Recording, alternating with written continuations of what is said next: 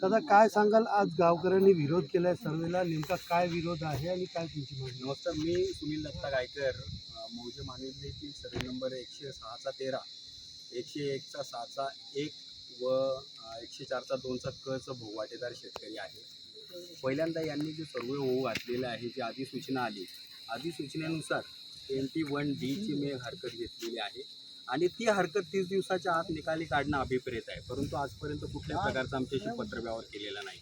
त्यानंतर हा जो सर्वे होऊ घातलेला आहे, मी स्वतः सांगतो, मला कुठल्या प्रकारची नोटीस दिलेली नाही. आता नोटीस दिलेली नसताना पण आज इथे आम्ही जो विरोध करतोय तर ते पठाणी कायद्यानुसार त्याच्या संबंधित अधिकारी, रेल्वे अधिकारी मॅडम आलेले आहेत की ते बोलत आहेत की आम्ही सर्वे करणार, म्हणजे ही आमच्यावर जबरदस्ती आहे. माझा इथे एक असा मुद्दा आहे की जी जागा पर्यायी उपलब्ध आहे, गुरुचरण सर्वे नंबर 102 आणि 109, इथून जर रेल्वे गेली तर त्याच्यामुळे जी 1970 गुंठ्यामध्ये असणारी जवळजवळ 2500 बागायती फळझाडं, त्यानंतर 3-3.5 जंगली झाडं, त्यानंतर माझ्या घरासह 20 लोकांची घरं तुटणार आहेत, म्हणजे माझ्यासह इतर 20 लोक बेघर होणार आहेत. त्याच्यानंतर जवळजवळ आमची 10 हेक्टरमध्ये जी बागायत आहे, ज्याला माझ्या आयुष्यातली मी 25 वर्षे ओतलीत, ती बागायती शेती नष्ट होणार आहे. तर आम्हाला आपल्याद्वारे शासनाला ही विनंती करायची आहे की आम्ही जो प्रस्ताव सुचवतो की जे ॲडजॉइनिंग सर्वे नंबर आहेत आमच्या बाजूला, की जी शेती पडीक आहे, सरकारची शेती आहे, कुठल्या प्रकारचे पुराणे बाधित नाही आणि लेवल प्लॉट आहे, तर तिकडून जर त्यांनी रेल्वे वळवली तर शेतकरी भूमिहीन होणार नाहीत, माझ्यासारखा शेतकरी बेघर होणार नाही.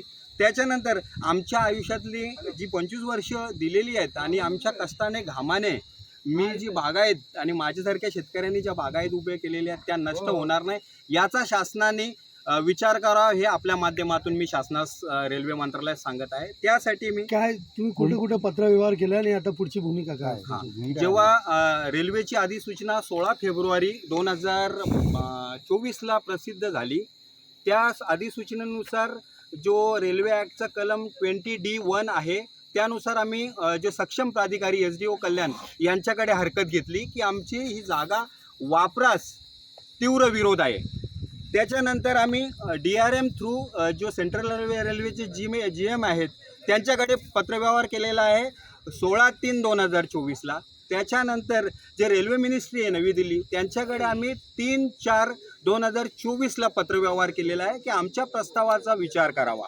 त्यानंतर आमच्या या जमिनीचं मोजणी करण्यासाठी जे प्रायव्हेट एजन्सी नेमलेली आहे, काय तर राणे एजन्सी, राणे मॅनेजमेंट, याचं काय कनेक्शन आहे त्याबाबत माहिती मिळवण्यासाठी आम्ही ऑनलाईन RTI फाईल केलेला आहे GM ऑफिस CSTला. त्याच्यानंतर आम्ही आमच्या पत्रव्यवहारांना हे मिळत नाही म्हणून PRO जे आहेत CSTला, सेंट्रल रेल्वेचे मुंबई झोनला, आम्ही ऑनलाईन तक्रारी केलेल्या आहेत सर्व शेतकऱ्यांनी.